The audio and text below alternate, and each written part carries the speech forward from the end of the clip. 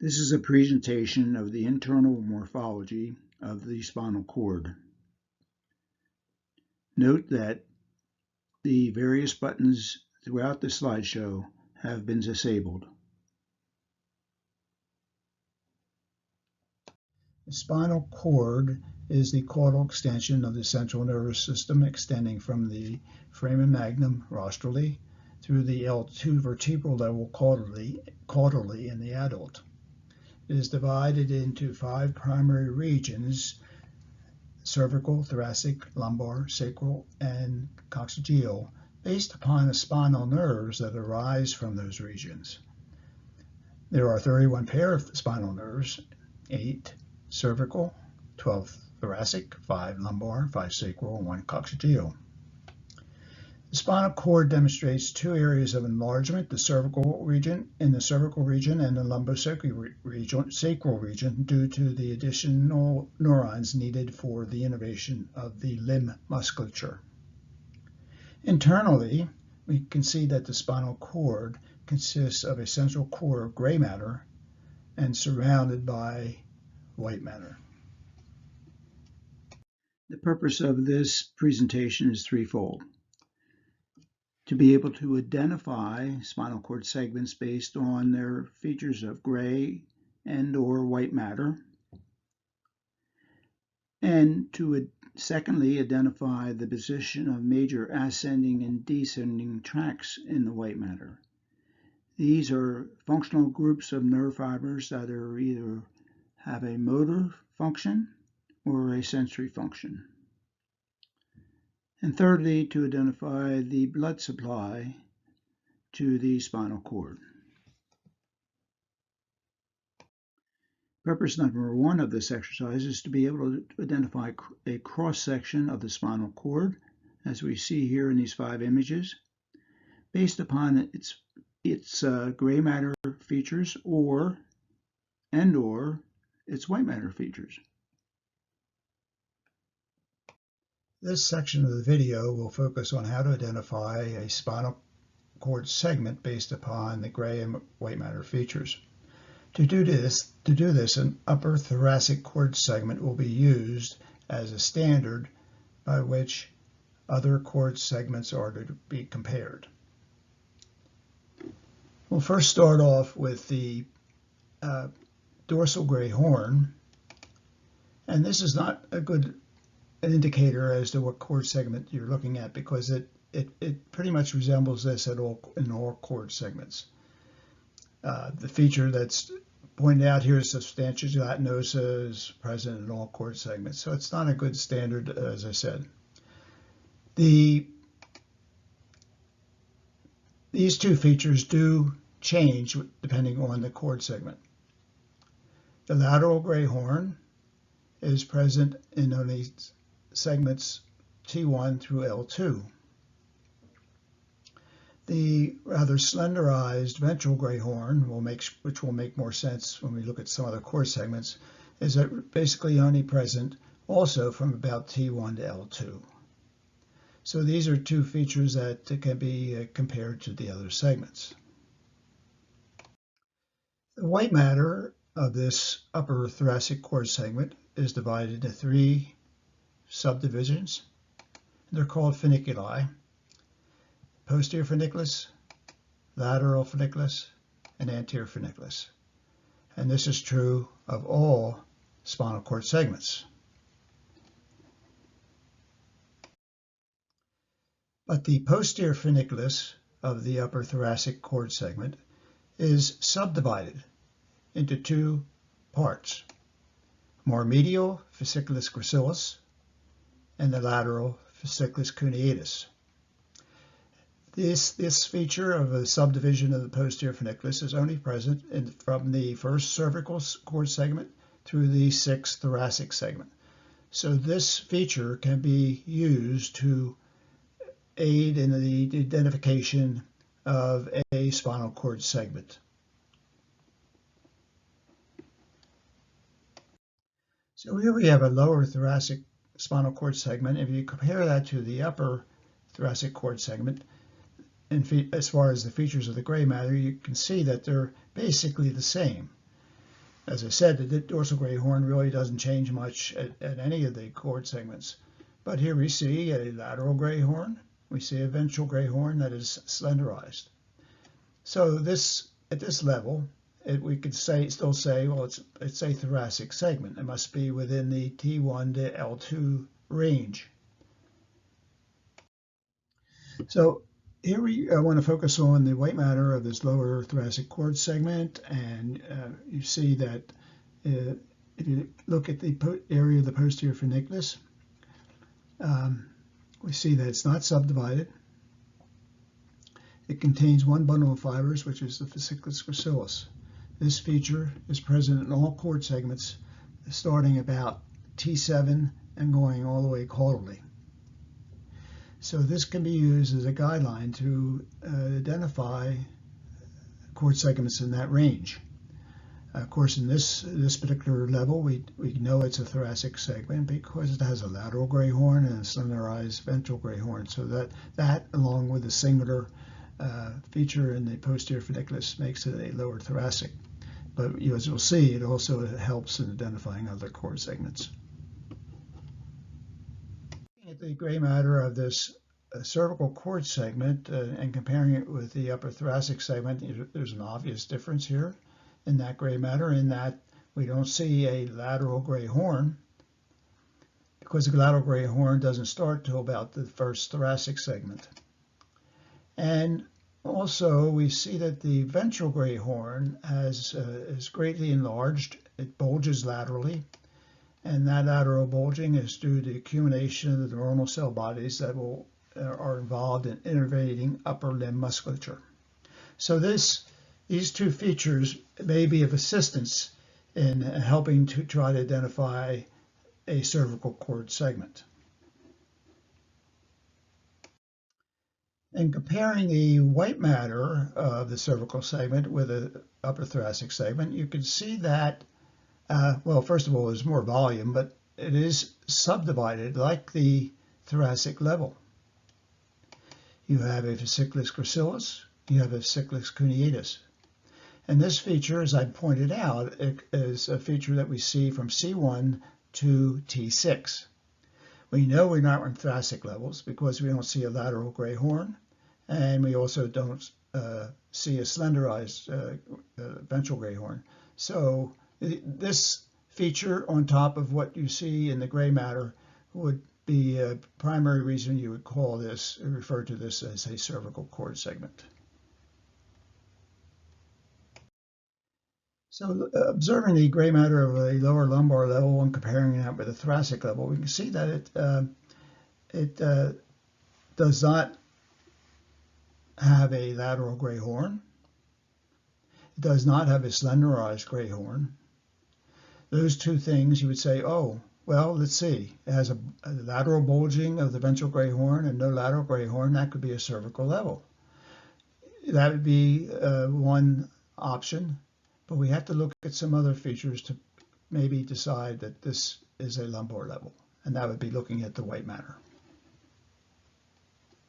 So when we compare the white matter with the upper thoracic segment, we see that the white matter of the posterior funiculus is not subdivided.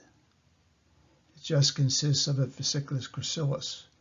That places this section below the T6 level, and because it doesn't have a lateral gray horn and has a bulging ventral gray horn, it has to be below L2 approximately. So we have to say this is going to be a lumbar level. Now, could it be a sacral level? Well, we'll look at the sacral level in a minute and make that decision. So looking at this rather low level sacral level segment and the gray matter in it, comparing it with the thoracic, upper thoracic level, again, it doesn't compare anything to the upper thoracic level. It just looks like a blob of gray matter, but there's no lateral gray horn, there's no slenderized ventral gray horn, and this is just the blob, as I said. Now, that aspect of it they may not be a good guideline as to what level we have, but let's look at the white matter of this section. So looking at the white matter of the sacral section, we see that that's one of the main features when we get more caudal in the spinal cord, is that the white matter greatly diminishes, and that basically is a main feature for sacral levels, especially as we get to the lower, most caudal portions of the spinal cord. So this is a little quiz to test your knowledge of the things we just covered in the previous section. Just recall the features of the gray matter or white matter that you'd be looking for to try to identify a cord segment. The next slide will have the answers. Well, here are the answers I was looking for this little quiz, and I'm sure you aced it. This section examines further detail of the white matter of the spinal cord. Within the funiculi are functional groupings of axons known as ascending or descending tracts, which are components of sensory or motor pathways respectively. Two of the ascending tracts have already been seen in this slideshow, and they are the fasciculus gracilis and the fasciculus cuneatus. We'll be looking at a number of segments of the spinal cord to identify these ascending and descending tracts.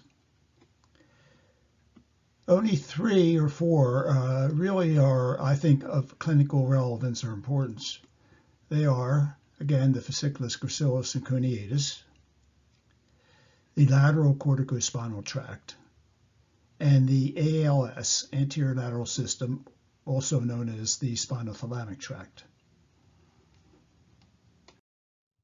This image of the cervical spinal cord will be used to lay the groundwork for the remaining spinal cord sections we'll see.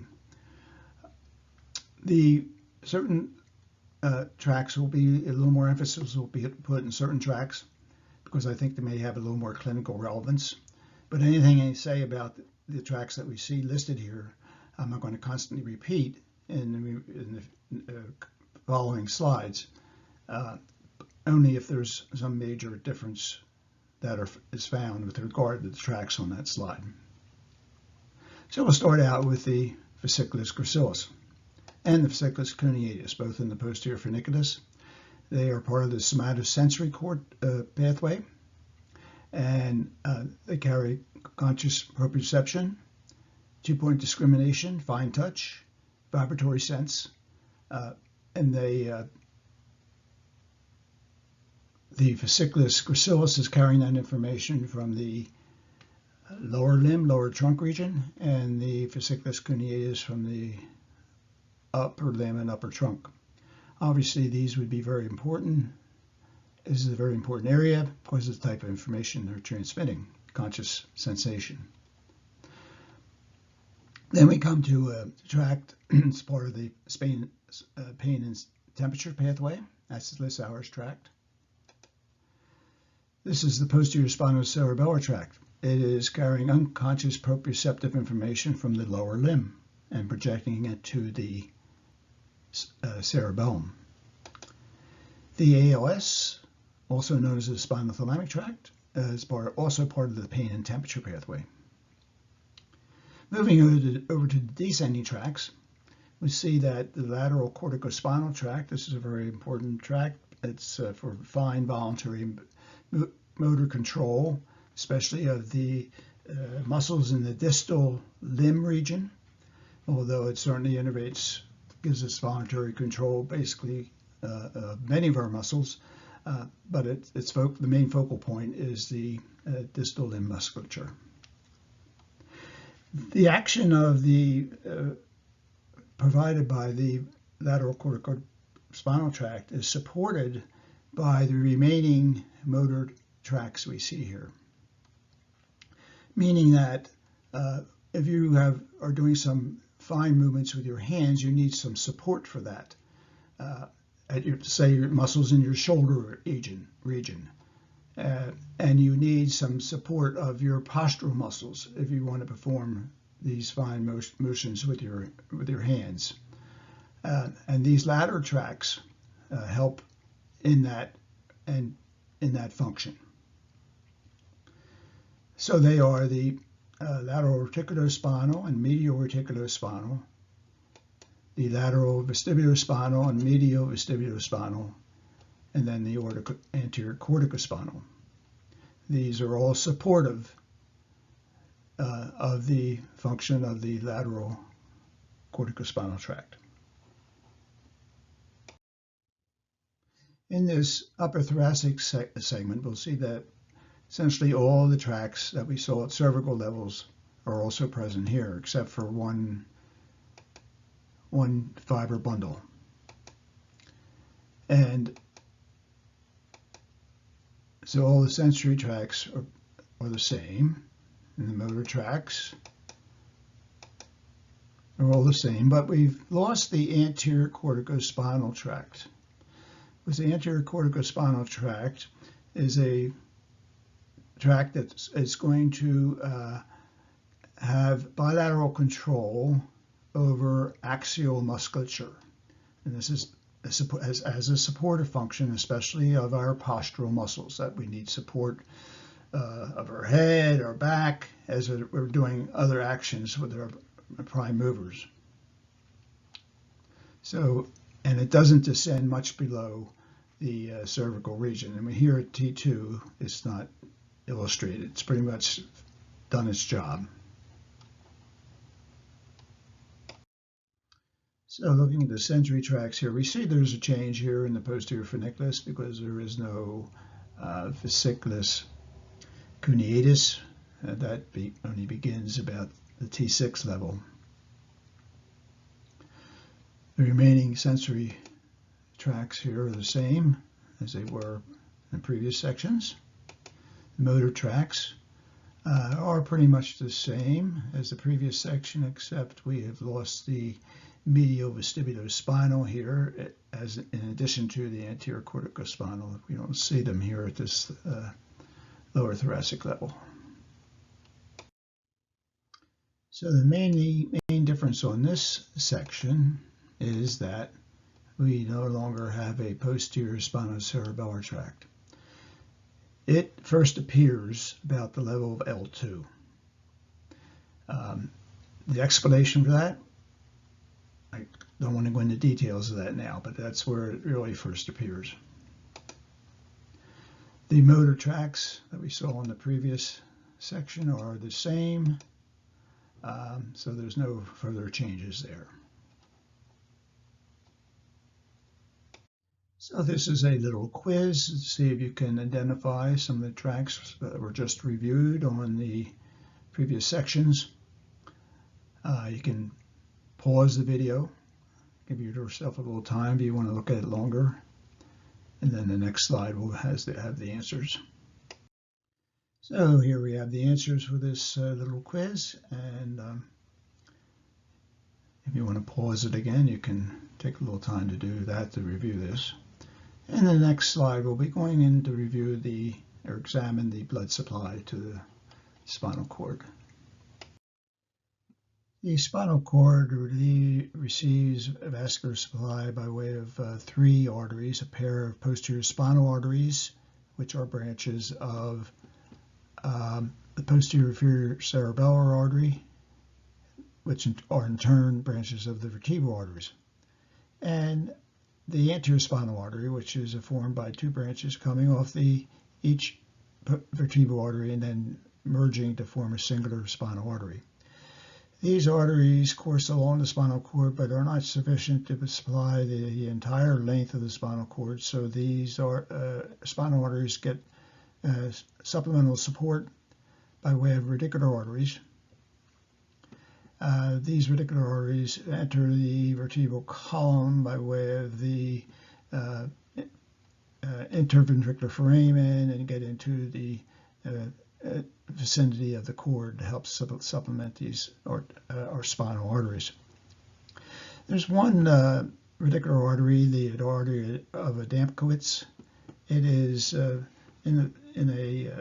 comes off the aorta just below the diaphragm, and sometimes that area of the aorta develops aneurysms, and in repair of that aneurysm, there's occasionally, that area is vulnerable to damage. That artery is vulnerable to damage because related to the repair of the aneurysm, and that could potentially lead to paraplegia and sensory and autonomic deficits in the patient post-surgery.